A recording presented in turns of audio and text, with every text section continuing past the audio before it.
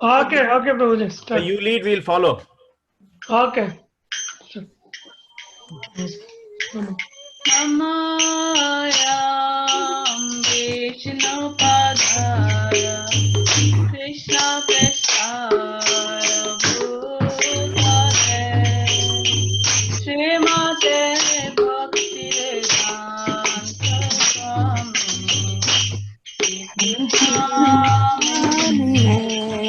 Namo Vishnupadaya Krishna Krishna Chaitanya Prasaya Bhutale Srimate Bhakti Bhaktivedanta Swami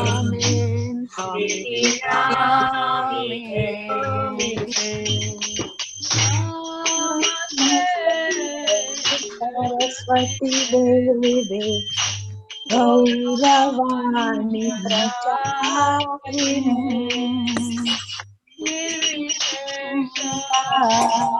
Shunyavadini Paschatya Devachitarine Namaste Saraswati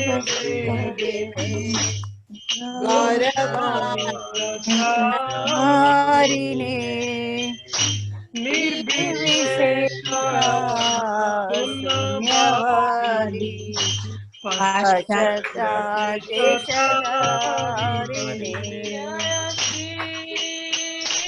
Deshatarine Krishna Chaitanya Prabhu Nityananda Shri Advaita Gadadhar Srivasadi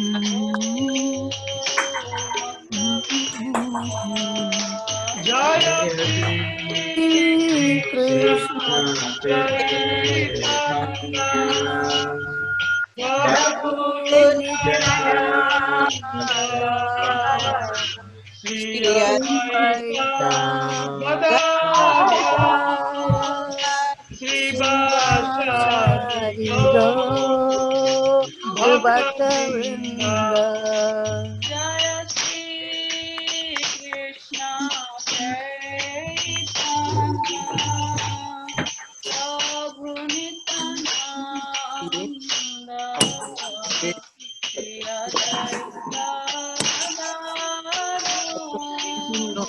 Advaita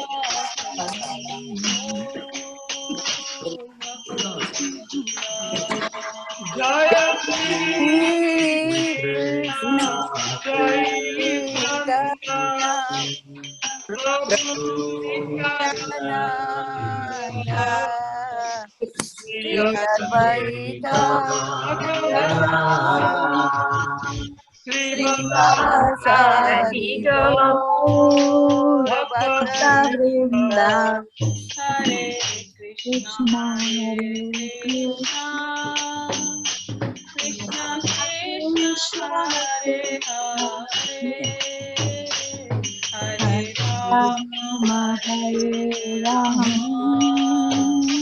Rama Rama Hare Hare Krishna Krishna Hare Hare Krishna Krishna Krishna Krishna Krishna Krishna Hare Hare Hare Hare Hare Hare Rama Rama Hare Hare Rama Rama Rama Rama Rama Hare Hare Hare Hare Hare Krishna, Hare Krishna, Krishna Krishna, Hare Hare, Hare Rama, Hare Rama, Rama, Hare Hare Krishna Krishna Hare Hare Krishna Krishna Krishna Krishna Hare Hare Hare Hare Rama Rama Hare Hare Rama Rama Rama Rama Hare Chaitanya Charan Das here. Did you stop? Am I audible? Hare Krishna Prabhu, Dandavad Pranam, Hare Krishna, Dandavad, Krishna. Dandavad Prabhu. Krishna. Prabhu. Thank you very much, Prabhu. Hare Krishna. Are you able to hear us, Prabhu? Am I? Yes, I am able to hear you. Are you also able to hear me? Yes, Prabhu. Yes, Prabhuji. Yes. So thank you very much, Prabhu, for joining and giving your very nice association. And, I would like to take a minute to introduce you to everyone. So firstly, I would, on behalf of our Benchalam Bhakti Vruksha, we would like to show our gratitude towards you for taking this auspicious moment. And I know it is very early in the morning in India, 4:30. At this time, you graciously agreed to give a seminar on this very auspicious day. So we'd like to show our gratitude by chanting 3 times Hari Bol. Hari Bol. A brief introduction about you to others. His Grace Chaitanya Chandra Prabhu, Chaitanya Charan Prabhu is a monk and a spiritual author. He has a Bachelor of Engineering in Electronics and Telecommunications Engineering from Government College of Engineering, Pune.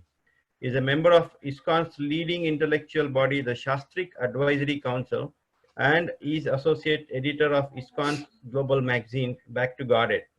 He is the author of world's only Gita Daily feature, wherein he writes daily a 300-word inspirational reflection as a verse from the Bhagavad Gita. He also answers questions by seekers on his website, thespiritualscientist.com. There are more than 3,500 audio answers and several hundred articles on his website. He travels all over the world from Australia to America, giving talks on spiritual subjects in temples, universities, and companies. So again, I welcome you, Prabhu. Thank you very much. My humble request is that if you can take up some questions, if you're okay with that, at the end of the session, that will be great. So Yes, certainly. So thank you, Prabhu. at any time, if I am not audible or visible clearly, let me know. I have, if the internet goes bad, I have another backup network also available, which I will activate. And can I record the class here? Can you give me the facility to record? Just click on my name in the user, in the viewers, and just allow record. Okay, let me try. I'm getting used to this Zoom. Okay. It's in the participants. Yes, allow record. Okay, got it, Prabhu. The whole call is getting recorded. Om Jnanatimirandhasya Jnananjana Shurunmilit Tasya Shri Gurave Namah Ma Om Vishnu Padaya Vishnu Prishtaya Swami Iti Namine Namaste Saraswati Devi Gauravani Chari Shakti Desha Tarine Vancha Patubhascha Sindhubhya Ivacha Tanam Pavanebhyo Vaishnavebhyo Namo Namaha Jai Shri Krishna Chaitanya Adhara Svasadi Gaura Bhakta Hare Krishna Hare Krishna Krishna, Krishna, Krishna, Hare Hare Hare Hare, Hare Hare Rama Rama, Hare Rama, Rama Rama, Hare Rama, Hare. Hare Hare Hare. Hare Krishna, Krishna Krishna, Hare Hare, Hare Rama, Hare Krishna. Hare Krishna.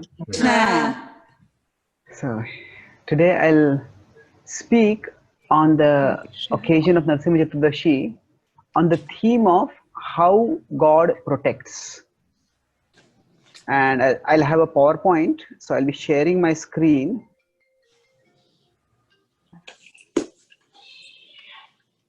We'll start with one of the prayers from Prahlad Maharaj, and then we'll move forward. So this is 7-9-16. So Prahlad Maharaj is praying, Rastosmyaham krupanavatsaladusya ogra samsara chakra kadanat grasatam pranitah badmabhiryaukshitam teyang moolam prito apavarga sharanam vayasanu. So Prahlad Maharaj's prayers are offered at the climax of the story. In the whole story, Prahlad has been persecuted for so long, and now is his moment of victory and glory. And yet, what is he saying over here? He is saying, my dear Lord, trustos me, I am afflicted, I am fearful. Aham krupana vatsala. It's a beautiful describer of the Lord. He says that normally we think of the Lord as Bhakta Vatsala. He's the lover of his devotees. He is, of course, the lover of his devotees, but his love is not restricted to his devotees alone. He's also Krupana Vatsala. Krupana Vatsala means he's the lover of even the Krupanas. Krupanas are those who are miserly. The Shastras explain that our human life is like a wealth. If we invest our wealth well, we can multiply it. So if this human life we invest in the service of the Lord, we can multiply it unlimitedly and gain eternal life. But those who don't invest their life like that, they are Krupanas. He says, you are Krupana Vatsala. So he's referring to himself, I am a miser. I belong to a family of misers. So, Dussa Ogra Samsara Chakra. Dussa Ogra. That the Saha is to uh, tolerate. Dussa, that is very difficult to tolerate. Ugra. It's fierce. What is that fierce thing? Samsara Chakra. The cycle of birth and death, the wheel of birth and death. Kadanat grasatam pranitaha. And what is so terrible about it? It's so terrible that he is saying the brutality of material nature is seen especially in nature. Sometimes when we live in cities, we may think, oh, if I can go to a natural place, it's so peaceful. Well, yes, it's peaceful at one level, but then we also say that there's a law of the jungle, might is right. So tiger can pounce on a deer and rip apart its body and devour it. This is in this material world, one living being devours another living being. Now, most of us, we probably born up and brought up in relatively a peaceful period in human history.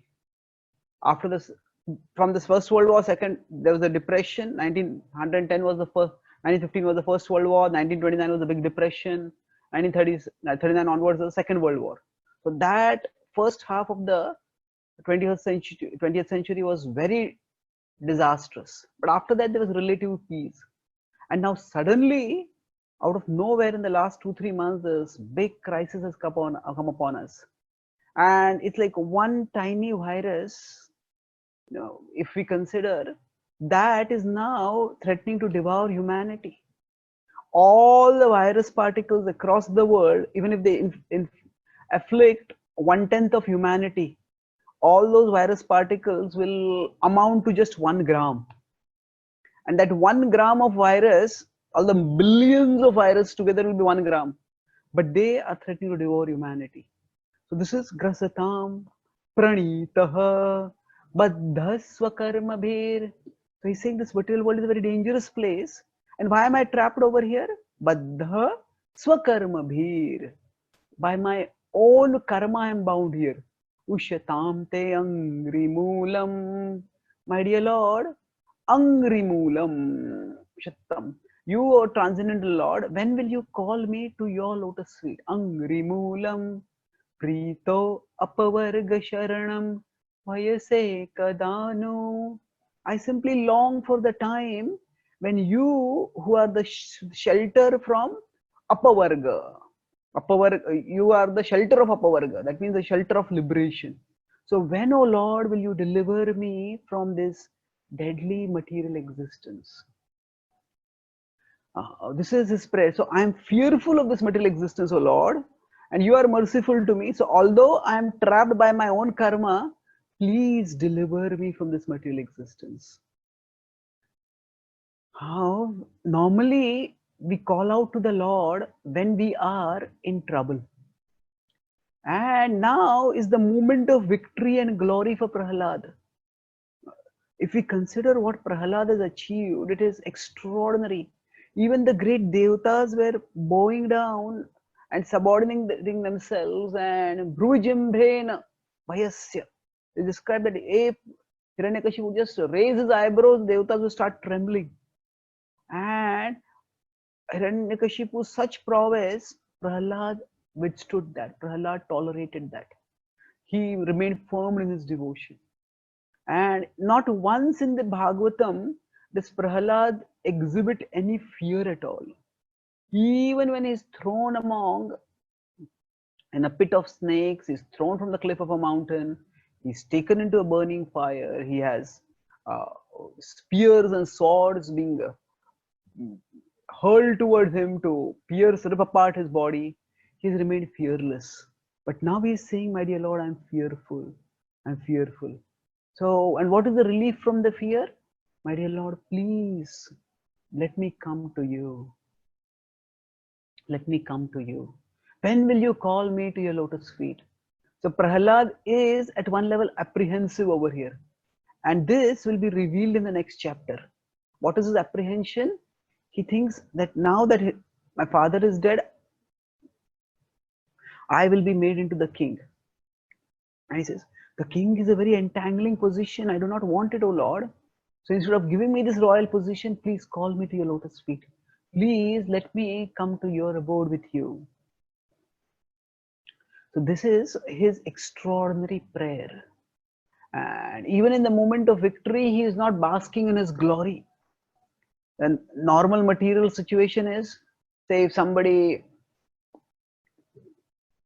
wins the World Cup, or say, or leave alone World Cup is at least cricket World Cup is like a team sport. But imagine somebody wins a tennis championship or a boxing championship or a chess championship where it's solo performance. And then when their final interview comes, they may offer some credit to other people. They'll say, I worked so hard and then now I have achieved my dream. This is what I lived for. This is what I have practiced and struggled and labored for so many years and decades. So they at one level delight in their success. Now Prahlad is so sober here that rather than delighting in his success, of course he's delighting in the presence of the Lord. But he is thinking, this is not the glory I want in the world with everyone else being shown as lower than me. Actually, Prahlad is shown to be lower than the Devatas, also not just because he remained faithful to the Lord when the Devatas were bowing down to Hiranyakashipu, but also now the Devatas offered prayers, none of those prayers had any effect. The Acharyas explain that why did Lord Narasimha not become pacified by the Devatas' prayers? Because he felt that when my devotee was being persecuted, you neither protected nor protested. So my devotee was persecuted, you neither protected nor protested. And now you are offering your prayers to me. I won't take your prayers seriously. So he's not satisfied by those prayers. But when Prahlad comes and offers prayers, the Lord becomes immediately pleased. So this is the moment of glory, but he's exhibiting humility. The humility can come in various ways, but one way humility comes is through awareness of our vulnerability. Humility comes by awareness of our vulnerability. That we are vulnerable at a material level, our wealth, our security, that can be taken away. But at a spiritual level, we might consider ourselves spiritually advanced, but we might be dragged down by temptations. So Prahlad is aware of his vulnerable position in the material world, and thus he is humble. So how does Prahlad see the protection of the Lord? That's what I will discuss now in the remaining session. Is the PowerPoint visible here? Yes, Prabhu. Oh, I think Visible all the we now? can words are the see. PowerPoint you're talking. Yeah, is it visible now? Not the PowerPoint, Prabhu. What is visible now? The website. Um, Oh, okay. Maybe some of you can, if the audio quality goes down, some of you can turn off your video because that might consume the data, but right now it's okay. Now you can see? yes. Okay. So we will discuss on this topic of how God protects. Krishna says in the Bhagavad Gita, Kaunteya pratijanihi name bhakta pranashyati. And my devotees will always be protected. But what does that protection actually mean? So now basically, this is a universal problem in material existence, that the problem of evil. If there is a good God, why do bad things happen in this world? And especially, why do bad things happen to good people? Now, the whole Bhagavatam, in one sense, dodges that question. It hardly ever goes into the philosophy of karma, where it says that it is because of your karma you are suffering. There's not a single incident in the Bhagavatam when somebody is suffering and it is told you because of your karma. Rather, the Bhagavatam changes the driving question. Ask not why bad things happen to good people. Ask what good people do when bad things happen to them. Ask what good people do when bad things happen to them. And this is the theme throughout in the Bhagavatam. We see, and in fact, this is heightened more and more throughout the Bhagavatam. Say, Parikshit Maharaj committed a mistake. At one level, it was a serious mistake to offend a sage, but it was not a catastrophic mistake. It was not worth getting a death sentence.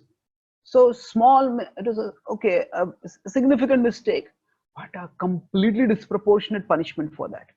A good person, even sometimes good people, just mess up in life.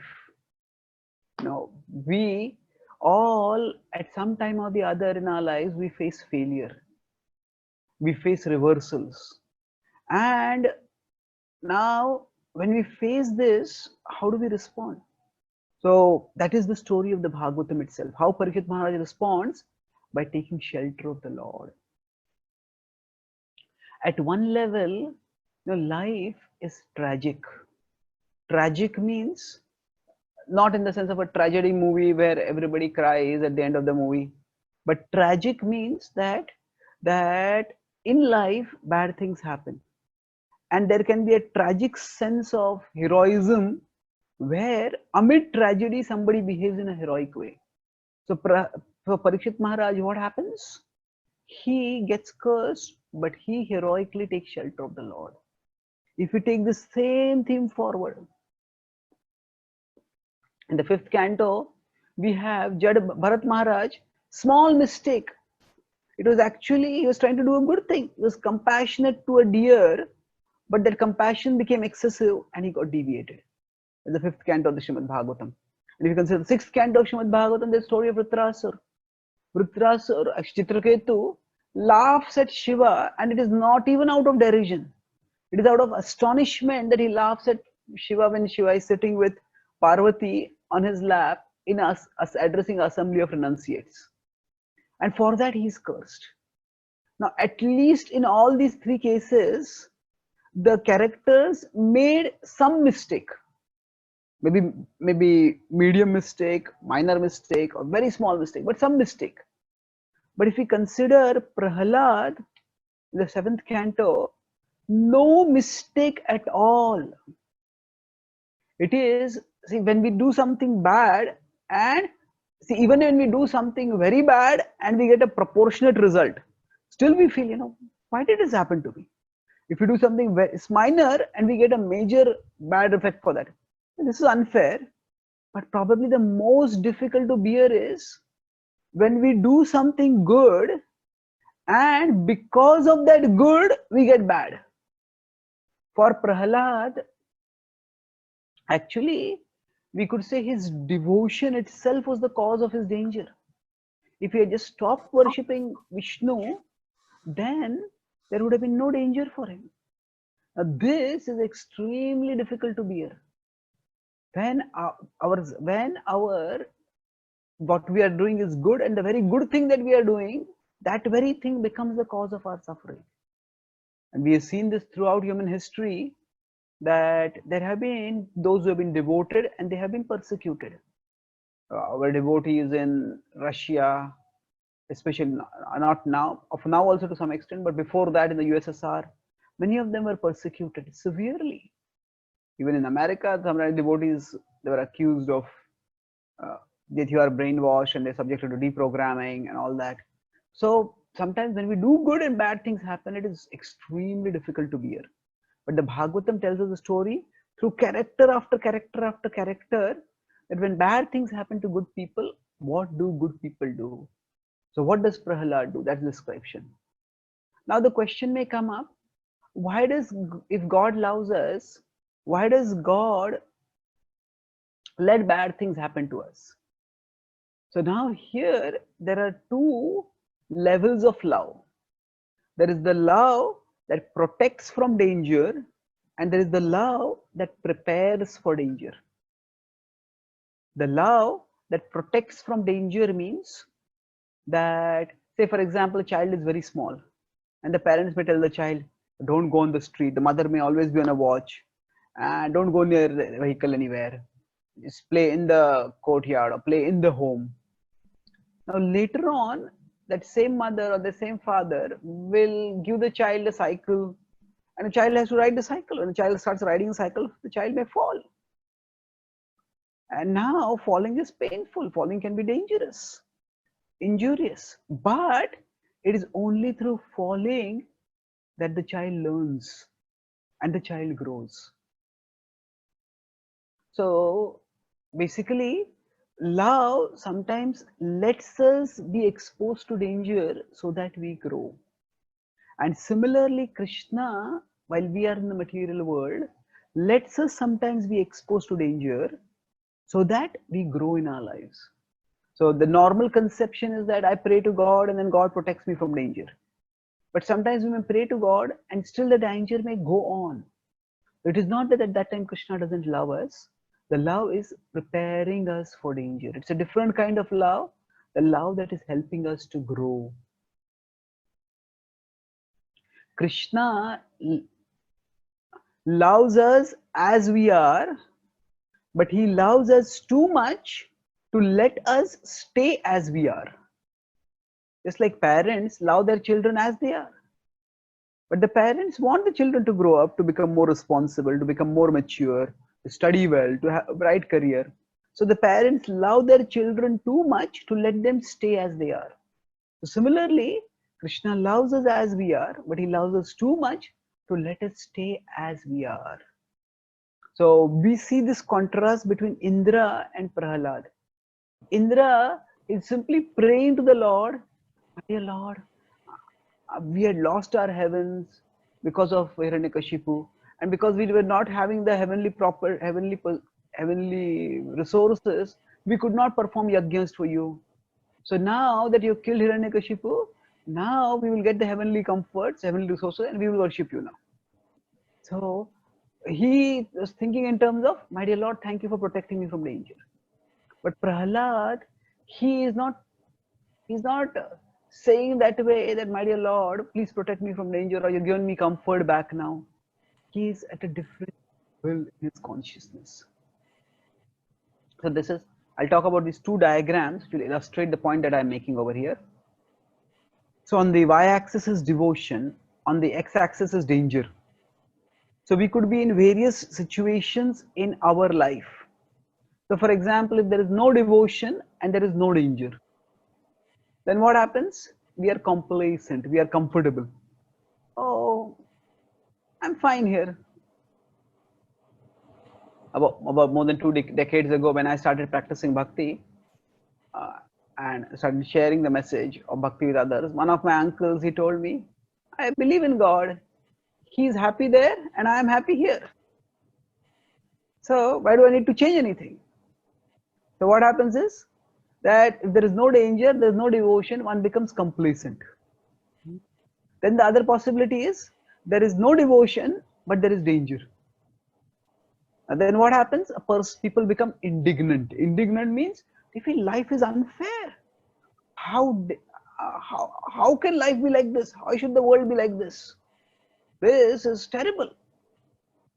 There's an atheist in England who filed a court case to declare belief in a good God as an immoral and violent belief.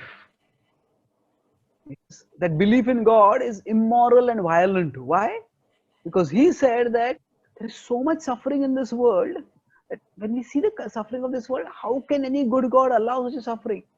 Therefore, this belief in God itself, he said God is an illusion, but we should declare belief in God to be immoral and a horrible belief so that we can get rid of the whole idea of God. So what happens? If we have no devotion and when we face danger, we feel trouble, we become indignant. Why is this happening to me? Now, when there is, we'll go to the third part, dependent. See, when there is danger and if there is devotion, then what happens? We take shelter of the Lord. We become dependent on Him. My dear Lord, I can't do anything at this time. Just depend on you. Please protect me. That was what Prahlad was doing. And all these demons were coming, trying to attack him. Prahlad was just a 5-year-old boy. Couldn't do anything. So what did he do? Folded his hands and remembered the Lord. Smaranam, smaranam, smaranam. He just depended on the Lord. Whatever, oh Lord, you want me to happen, let it happen. So of course, in times of extreme danger. And actually, how we take shelter, our devotion is tested not just when we are in danger, we become dependent on the Lord. Whatever you want, let it happen. But our devotion is tested even when danger goes away and comfort comes. That is the time do we continue to take shelter of the Lord. That is when we are diligent. Diligent means we are determined. We are faithful. We are serious. So in the third canto of the Srimad Bhagavatam, there is the description of how the child in the mother's womb desperately prays to the Lord while suffering in the womb. Lord, I just don't want to come out of this womb.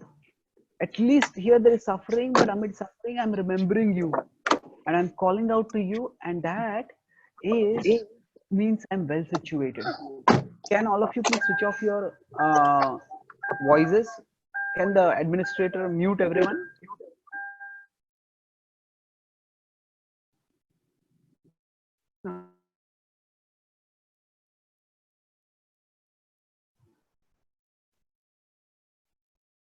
Please unmute me. Yes, Prabhu. Sorry about that. Go ahead. No, that's fine. Okay.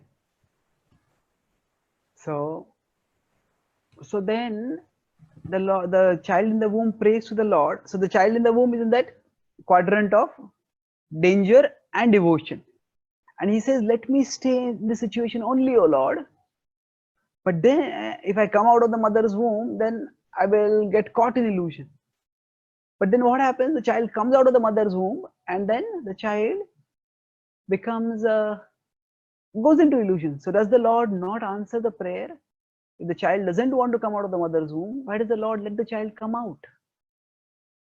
That is because the devotion which is performed when we have no alternative. Now that is circumstantial devotion. That is not intentional devotion. That is not pure devotion. Circumstantial devotion means it's like, suppose, imagine if a boy proposes to a girl, okay, please, will you marry me, please? And the girl says, why? And the boy says, because no other girl is ready to marry me. What? Now, now no girl will want to marry a boy like that, unless of course she's also desperate for some reason. But the idea is that just because there are no alternatives available, when we choose something, that is more out of despair than out of love. So if when we are in such danger that we cannot do anything about it, and then we take shelter of the Lord, that is good.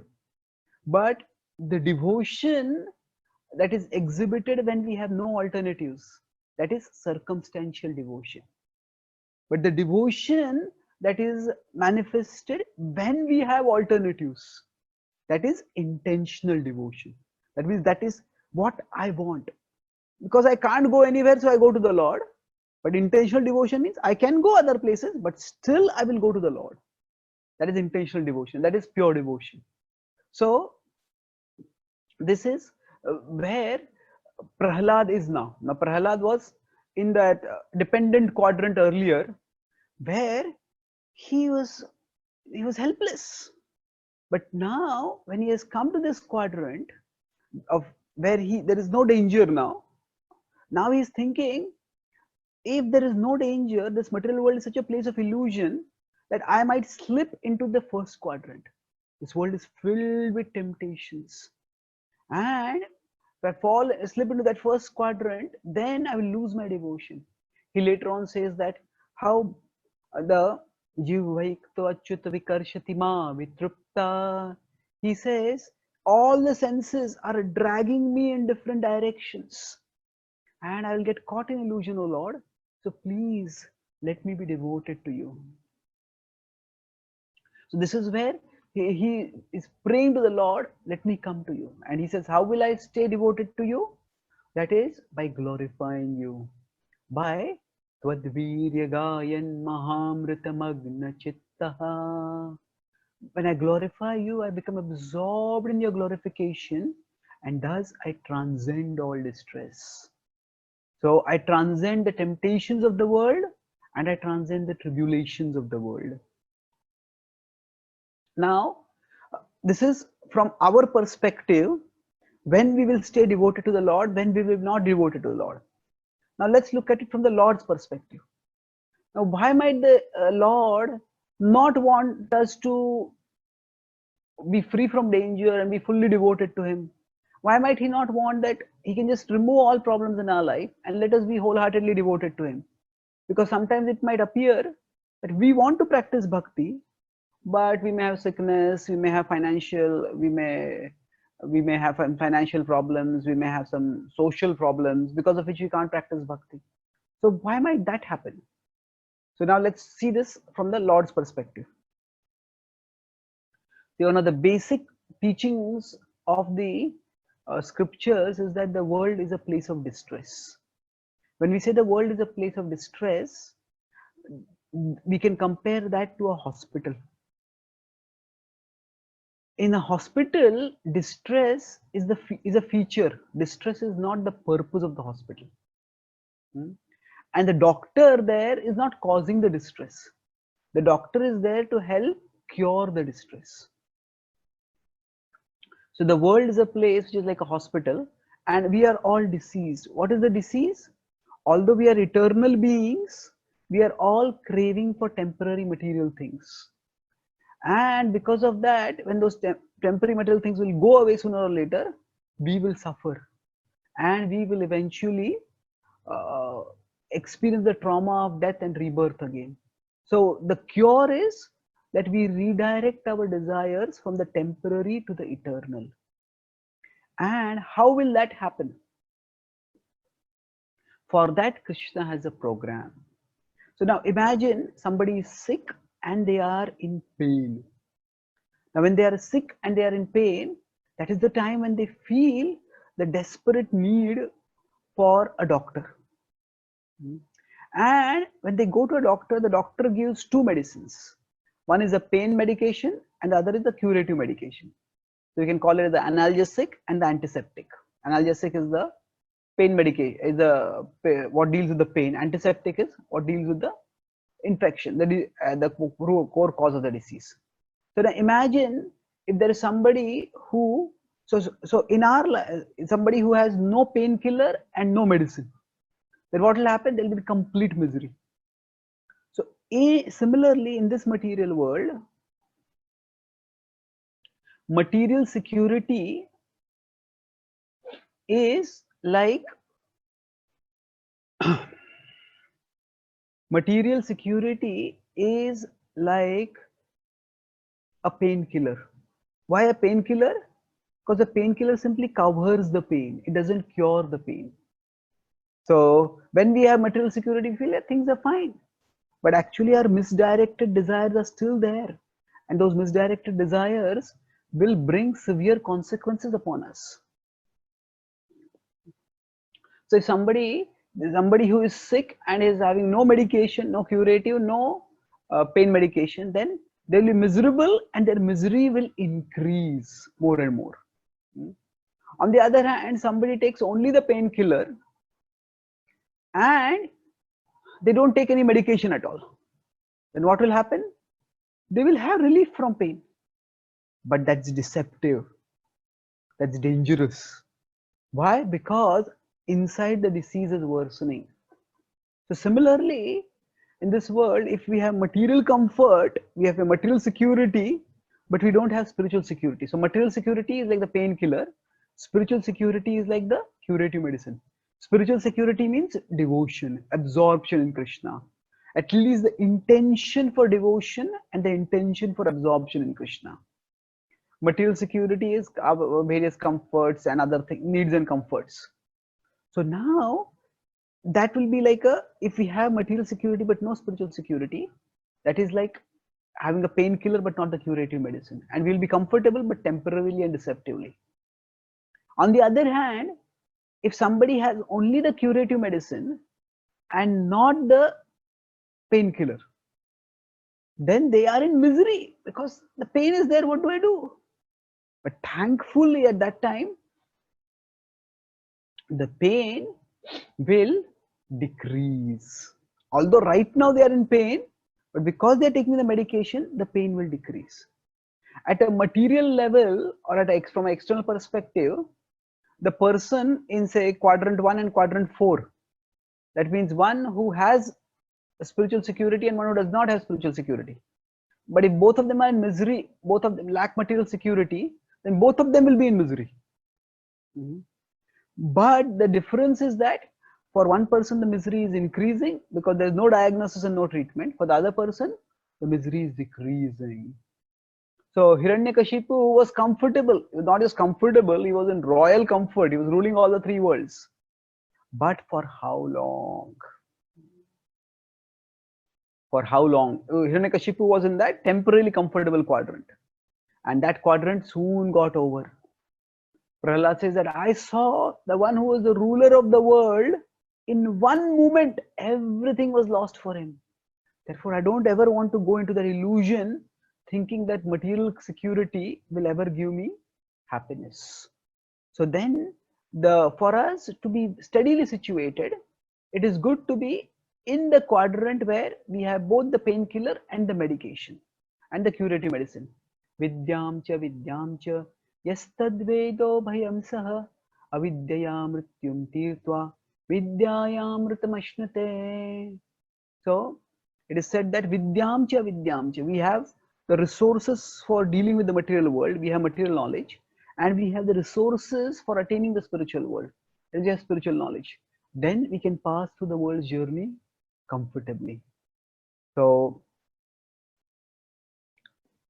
now when we are going through difficulties, especially when we are in the quadrant where material comforts are not available, so the key to steady devotion is focus not on expectation, focus on contribution. Focus not on expectation means don't ask what is Krishna doing for me. Ask what am I doing for Krishna, or what can I do for Krishna. That means that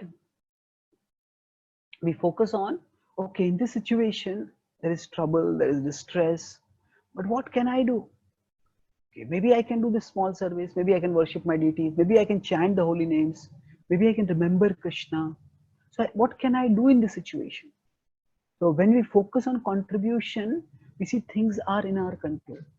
Now the very least contribution that we can do is we can think of Krishna in our hearts. The least contribution that we can do is we can maintain a cheerful attitude. Now, Prabhupada would often say, chant Hare Krishna and be happy. Now, some people think that these are two instructions. So, this is one instruction rather. You chant Hare Krishna and you'll become happy. But actually, they can be seen not as causal, not as serial, but parallel. That we chant Hare Krishna, we practice bhakti, and we strive to be happy. In the Bhagavad Gita, in the 17th chapter, Krishna talks about the austerity of the body, of the speech, and of the mind. And in the austerity of the speech, austerity of the mind, the first austerity that Krishna says is very striking. Manaha prasada saumyatvam maunam atma vinigraha bhava samshuddhirityetat tapo manasamuchyate. So he says, tapo manasamuchyate. Austerity of the mind, what is it? Manaha prasada. That it is cheerfulness of the mind. It is being cheerful. So Krishna is saying, be cheerful as an austerity. Even if things are going wrong all around, don't keep a glum face, don't have a long face, and don't have drooped shoulders, and don't invite the world's pity. Be cheerful, be firm, and move forward. So what happens by this? Now this is at a material level, people may tell us to be optimistic, look at the positive side of things, and that's fine. But here there is spiritual optimism based on the understanding that, yes, there is a disease, and this is a painful phase in the disease, and this painful phase is something which is there, but it will end. Tam sitikshasva bharata. How will it end? When will it end? I do not know at this stage, but it will end. So let me be patient. Let me move forward. So if we think, what can I do for Krishna? Now, so when we talk about doing for Krishna, it just doesn't mean that we chant the names of Krishna, we read about Krishna, but we are also cheerful. When we are dealing with our family members, when we are dealing with our colleagues, when we are dealing with other people, we all have problems in the world. So of course, some of us may have more problems than others, but try to be cheerful. Try to be a source of light and cheer instead of dark and gloom. And then the last point, when we may say, okay, this is a phase, when will this phase end? Well, we don't know that. See, we don't know what the future holds, but we can know who holds the future. In fact, we do know. We know it is Krishna who holds the future. And when Prahlad was going through the trauma, when Prahlad was going through he was not traumatized, he was not feeling himself victimized, but at least he was threatened. When Prahlad was being threatened and attacked, and one after another assassination attempts were made against him, he didn't know when it was going to end. He didn't know when Narasimha was going to emerge, but he remained faithful because he knew that the Lord is in charge and the Lord will take care of things. The real miracle in the story of Prahlad Maharaj is not that the Lord intervened and say when Prahlad was thrown into fire, he was not burnt. That when Prahlad was thrown in a pit of snakes, the snakes didn't bite him. Or the weapons that were hurled towards him, they didn't pierce his body. Yes, those are miracles. But those miracles were a result of another bigger miracle. And that bigger miracle was Prahlad stayed fixed in the remembrance of the Lord. Now those outer miracles may sometimes happen, they may not happen. But the real big miracle, see for example, when the spears were hurled at Prahlad, those spears didn't pierce him. He was protected. But we see later in the same Srimad Bhagavatam, when the snake bird was hurled at Parikshit Maharaj, that snake bird bit him and Parikshit Maharaj died. So the Bhagavatam doesn't say that just as the miracle that happened to Prahlad Maharaj, that he was protected from all danger at the material level, that is what will happen to all devotees at all times. No, for Parikshit Maharaj, The snake bird bit him. But what is really special and what is common to both Prahlad and Parikshit is that both of them were absorbed in the remembrance of the Lord. They knew whatever the future brings, if I stay connected with Krishna now, Krishna will take me closer to him in the future. And ultimately, Krishna will take me to him. So by knowing the one who holds the future, we can hold on to our patience, we can hold on to our faith, we can hold on to our positivity. And whatever is the darkness right now, through the darkness, Krishna will take us to the supreme light, just as he took Prahlad. And just as Prahlad said that, now I am in comfort, how will I transcend the temptation because of the comfort?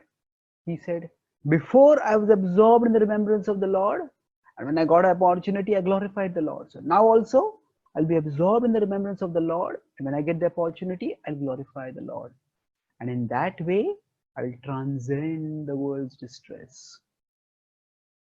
Tadvi naivo dvijay paraduratyaya vaitaranyas tadvirya gayan mahamritamagna chittaha. He says, I am not afraid of this material existence because when I glorify you, I get such taste that everything else seems insignificant. Nothing else matters. In fact, he feels sometimes when we see other people who might be wealthier than us, who might be more healthier than us, or anyway better than us, we might feel, oh, they are enjoying life, I am suffering. But no, actually, if they are deprived of Krishna, we are not missing something, they are missing something. So he says, Shochetato vimukha chetasa indriyarthan maya sukhaya bharamudvahato vimudhan. That vimudhan, we are all deluded, they're all deluded, but if I can give them Krishna, then they will also be elevated. This is the power of devotion, that even amidst material deprivation, even amidst material scarcity, bhakti can give us spiritual abundance. And through that spiritual abundance, we all can become enriched in this world and beyond forever. So I'll summarize.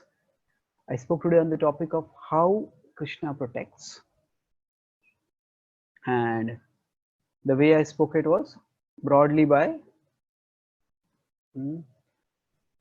I spoke first about how this is when Prahlad offered this prayer, I'm afraid of material existence where there is so much danger in this world. What is the danger? At one level, there is brutality. One living being eats another. But even when there is comfort, still this is a world of temptation and illusion. So although this is the moment of victory for Prahlad, he is not basking in his glory. He is maintaining his humility by remembering his vulnerability. And then we say, what is he asking for? He's asking, my dear Lord, when will I come to your lotus feet? I don't want to go to this kingdom, rather I want to come to your lotus feet. So then I talked about how there is the problem of evil. Everybody suffers, even good people suffer. So the Bhagavatam's question is not, ask not why bad things happen to good people, ask what good people do when bad things happen to them. Then we discussed, why do bad things happen? Does God not care? Well, I talk about different levels of love. There is the love that protects from danger, and there is the love that prepares for danger. It's like a mother or a father who lets the child play a cycle, and sometimes the child falls, but through that the child learns. And then we talked about how the two quadrant diagrams we discussed, that when there is no danger and no devotion, we are complacent. When there is danger and no devotion, we become indignant. Why is this happening to me? When there is danger and devotion, we become dependent. Krishna, you only can help me. And it's good at that time we turn toward Krishna. But when there is no danger and yet there is devotion, that is the indication of serious devotion. That if we have no options and we choose devotion, that is circumstantial. If we have options and yet we choose Krishna, then that is pure devotion. That is intentional devotion. And then I talk about second quadrant. So this is from our perspective. Whether there is danger or no danger, we try to stay devoted. And why does Krishna allow danger to come in? What does it purpose it serves. So this world is like a hospital. Material comforts, material security is like the painkiller. Spiritual security is like the curative medicine. So if there is no material security and no spiritual security, that is just simply misery. That's like a patient who is miserable and whose misery is going to increase. If there is material security but no spiritual security, that's like a patient who is taking painkillers but no curative medicine. It's comfortable, but it is deceptively comfortable, temporarily and deceptively comfortable. And then if somebody has the curative medicine but no painkiller, that means they have the devotion and the absorption, but they don't have the material security, then they may be miserable, but it's only temporarily miserable. It is superficially miserable. So Hiranyakashipu was deceptively comfortable. He was ruling the world, and Prahlad was being persecuted, but Prahlad was internally absorbed. So Prahlad was only decreasingly miserable. His misery was there, but it was going to end. And then we seek a steady situation where we have a basic level of material security and spiritual security also. Like in a hospital where there's painkiller and curative medicine both, then the treatment goes steadily. So that is where Krishna will take us. But sometimes if we are not in that quadrant, material security is taken away, we needn't panic and overreact and think that our devotion is not working or we need something else. So then I talked about how can we move on when our material security is taken away. Then focus on contribution, not on expectation. Not why is Krishna not doing this to me or not giving this to me? Why is Krishna not answering my prayers? Instead, ask, how can I serve Krishna in this situation? The focus, what can we contribute? When we say, I'm in so much trouble. Well, the very basic thing we can contribute is a cheerful consciousness. That by having faith in Krishna, we stay cheerful. That is the austerity of the mind. So chant Hare Krishna and be happy can be seen as two instructions. Practice bhakti and be of good cheer. And if we do that, then just as the sickness will end if the curative medicine is being taken, similarly, the darkness that we are going through will end.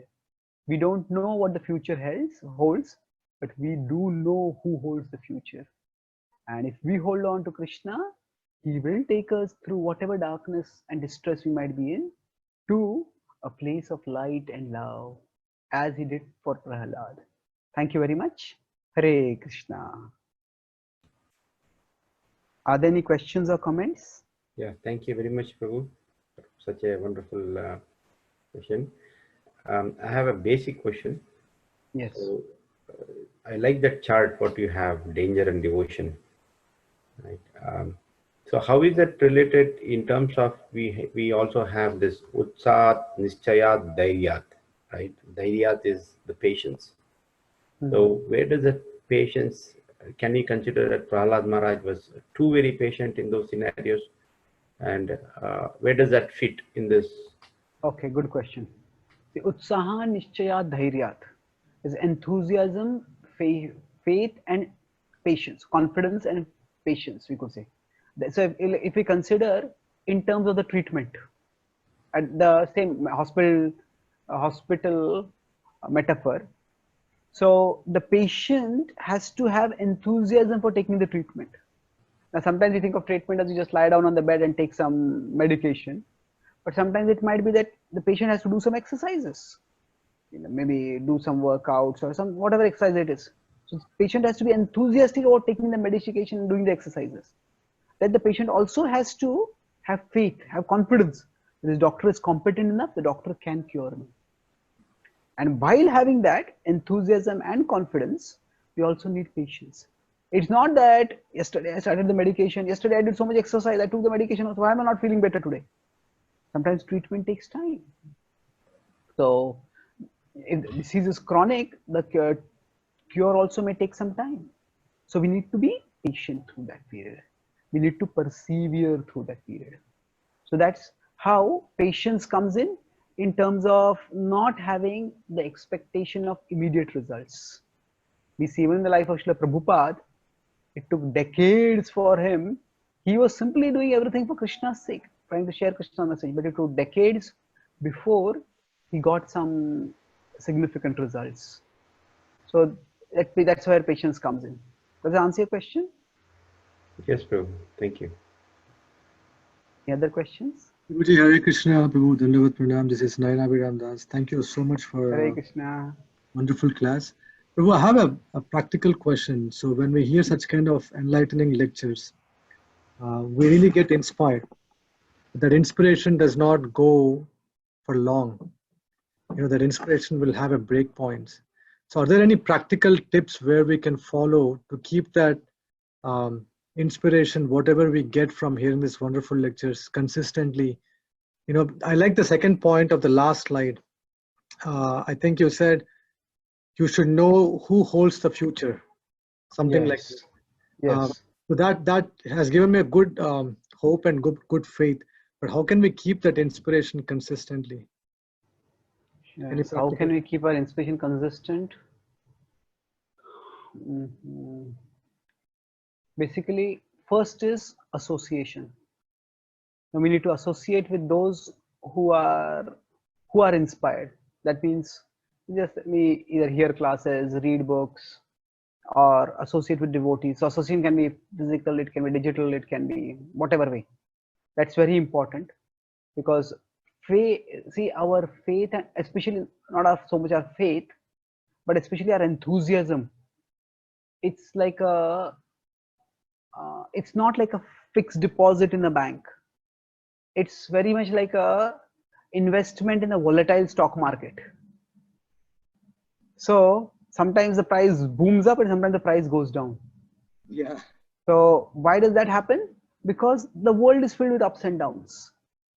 So now, anticipating that our enthusiasm will go down, we need to consciously make a plan to associate.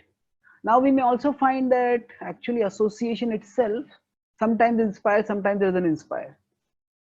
That is true. So what we can do is that we need to, at one level, have some sort of association, some sort of, by association I'm referring to here primarily hearing, but hearing or reading or whatever, some which is as a discipline. Say we may regularly read some Srila Prabhupada's books, hear from the spiritual master or something like that, and then some of it, maybe say some of it, we consciously seek inspiration. Maybe we may make a plan, I'm going to read Bhagavatam every day, maybe even if I don't get much time, 15 minutes every day. That is going to be my disciplined reading. But apart from that, if some other devotee tells me, oh, this class was so inspiring, let me hear it out. Or if we may, so we can be responsible for seeking inspiration. We don't want simply to be inspiration hunters. We don't want to be nectar shopping. So a part of our sadhana time we can have committed to reading or hearing one particular subject on a regular basis or from one particular speaker, but others we can also have variegated hearing where we are seeking inspiration. That's association. That is the first thing. This the second thing would be that we need to recollection. Recollection means that when we start feeling our enthusiasm going down, at that time, if we can remember the times when our enthusiasm was up, how we felt at that time, how it was energizing, how it was uplifting, how it was enriching. Maybe write it down how you felt when you are uplifted and read that. Or if we were doing some enthusiastic services with each other, with others, we had some special moments because of that uplifting association, then have some photographs of that. We need to, when the present becomes discouraging, then we have to draw. We can't draw immediately from the present. We may have to draw from the past. When the gopis were hoping all the time, when will Krishna come back? When will Krishna come back? When Krishna was not coming back day after day after day, how were they sustaining themselves? It was not from the present, it was from the past. We live in the present, but we don't live for the present. We live for something bigger than the present. We live for Krishna. Sometimes the present can be disappointing. Then we draw from our past whatever we have had uplifting memories, And so there's association, then there is recollection. And the third will be dedication. Dedication means that Krishna says in the Bhagavad Gita that yattadagre vishamiva pariname amritopamam, that which tastes like poison will taste like nectar in the end. So when we feel our enthusiasm going down, we just need to understand this. I'm going through a poison phase right now. I just persevere. If I persevere, the nectar phase will come. So in this way, association, recollection, and dedication, if we have, then we can maintain our enthusiasm. Okay. Thank you so much, Prabhuji. Thank you. So shall we stop here? Narasimha. Okay. I have a question. Okay. Last question. Yeah. Prabhu, my pranam. Hare Krishna. How do we know how much devotion we have for Krishna? How do we measure that? And are we ever going to be delivered in this lifetime, or I'm going to be reborn over and over? Okay. How do we measure our devotion? And can we know whether we'll be delivered at the end of this lifetime or will be reborn? Generally, the growth of devotion is incremental. So that's why it's difficult to very easily quantify it. Just like if you have a small child, now every day you feed the child, but if the child doesn't want to eat, and you tell the child, you take this milk and you take this milk, take this food, you'll become strong. You'll become well built. And then he drinks a glass of milk and then looks at his muscles. Hey, they didn't become bigger. What is this? So it is incremental. Over a period of time, we see it happening. So broadly, the devotion is seen bhakti pareshanubhav virakti ranyatracha. That when we practice bhakti, para isha anubhav, we get experience of Krishna. And that experience of Krishna is so enriching that virakti ranyatracha. That other things, we become detached from them. We become less dependent on them. So broadly speaking, we can see our devotion from how eager are we for Krishna. Abhyasepya samarthosi athachittam samadhatum na shaknosi maistiram abhyasa yogo mam ichhaptam dhananjaya. To practice sadhana bhakti, by which our attraction to for Krishna, that's one parameter for devotion. And the other is that other things happen in our life, how much are we affected by them? Of course, we can't be unaffected, but what we will see is that over a period of time, if in the past we had been immensely affected, now we will be less disturbed. So if we can consider this problem, if it had come upon me 10 years before, or 15 years ago, or 5 years before I was practicing bhakti, I might have completely crumbled. Now I'm disturbed, but my disturbance is much lesser. So similarly, the material allurements, we may still be allured, but not that much. So basically, increase in our attraction toward the Lord and decrease in the disturbance that material things cause in our consciousness. Those two things can be the broad parameters of our devotion. And as far as whether we will attain Krishna or not, that is something which we can be concerned about, but not obsessed about. Can be concerned. Why? Because we do want to go to Krishna. But what happens is, if we become too obsessed about it, that will simply create an element of speculation and uncertainty. And what we want is dedication. We need to know that Krishna wants us to come back to him.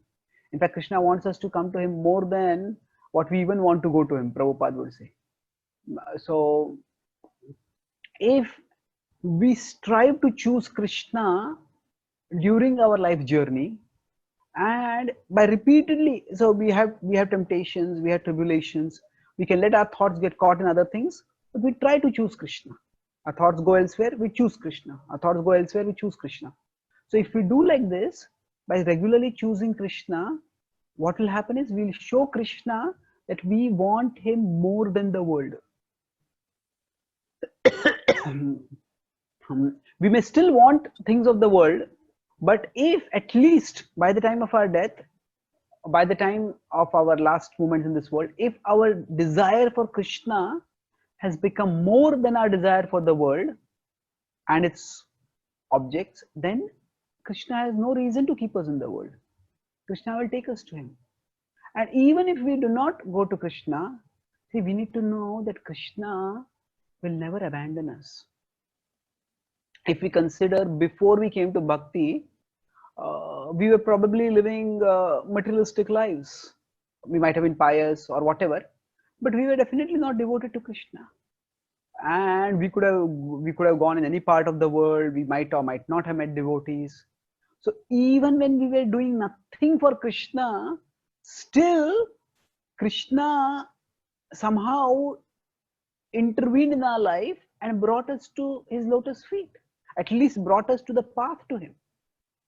So when we were doing nothing for Krishna, if Krishna loved us enough and took enough care of us to help us bring us on the path to him, now if we are trying to serve Krishna, if we are trying to offer our life to Krishna, why will Krishna ever abandon us?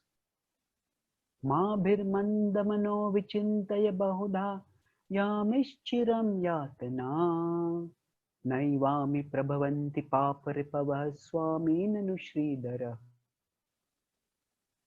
alasyam vyapaneya bhakti sulabham dhyayasvanarayanam lokasya vasanapanodhankaro dasyasya kim nakshamaha.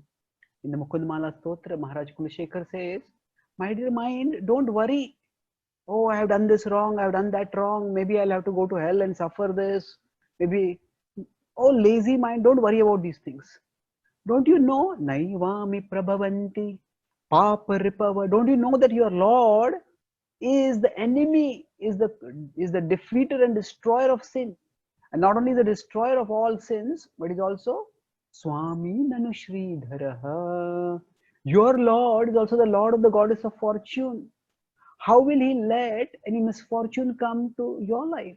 And then he gives the evidence. He says that there are millions of people who go to temples and who worship God, and they are not really interested in God per se, but still they worship. And they get some results. Otherwise, why would they keep coming to the temples? They may not always get what they want, but they do get something.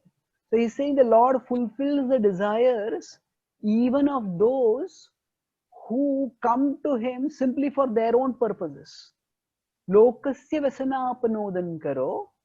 In general people, he frees them from their distress. Then dasyasya kim nakshamaha. And somebody who's trying to be devoted to him, somebody who's trying to serve him, and if that person has done some wrongs, that person is somehow inadequate, why will the Lord not overlook that? So what should you do? Alasyam vyapaniya bhakti sulabham dhyayasvanarayanam. Just give up lethargy, give up anything that distracts us from Krishna, and with whatever energy we have, dhyayasvanarayanam. Just remember Lord Narayana. Bhakti sulabham. Bhakti is not that difficult. If we just see it simply as offering our heart to Krishna in whatever situation we are in, yes, Krishna will take care of remaining things. Okay, we do our part for Krishna, and we can rest assured that Krishna will do his part for us. So thank you very much. Shri Narasimha Dev Bhagwan ki Jai. Thank you. Prabhupada, Krishna. Shri Prahlad Maharaj ki Jai. Jai. Prabhupada Thank you, Prabhu. ki jai. Jai. Thank you. Jai Gaur Premanande. Thank you, Prabhu. Hari Hari Thank you. Bol. Thank you. Thank you. Thank you. Thanks a million. Hare Krishna. Hari Hari Bol. Hari Thank Krishna. you very much, Prabhudev. Hare I hope you Krishna. can come back and explain more things to us in the future, please. Hari Hari. Thank you. Hare Krishna. Krishna. We are grateful to Hare you. Krishna. We are Thank you. Hare Krishna, Prabhu. Dandavats. Okay. grateful. And,